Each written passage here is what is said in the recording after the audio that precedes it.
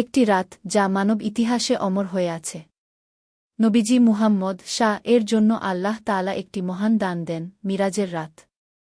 এই রাতে নবীজি মক্কা শরীফের মহরম বা যেদিন তিনি ঘুমোচ্ছিলেন, হঠাৎ জিব্রাইল হাজির হয়ে এলেন।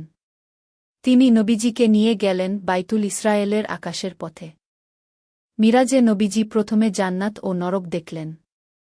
মানব জাতির জন্য কি পুরস্কার ও শাস্তি আছে তা তিনি দেখতে পেলেন।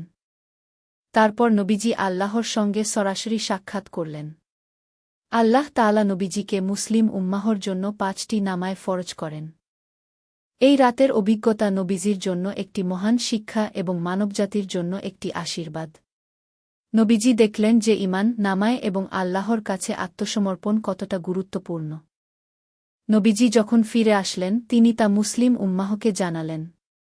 এই রাতের ঘটনার জন্য আমরা আজও নামায়ের গুরুত্ব বুঝি, আল্লাহর কাছের পথ অনুসরণ করি। মিরাজের রাত আমাদের শেখায়, সত্যিকারের ঈমান এবং আল্লাহর প্রতি ভক্তি আমাদের জীবনকে আলোকিত করতে পারে। আল্লাহ সুবহানাহু ওয়া তাআলা নবীজিকে এমন মহান দান দিলেন, যা আমাদের জন্য চিরন্তন প্রেরণা।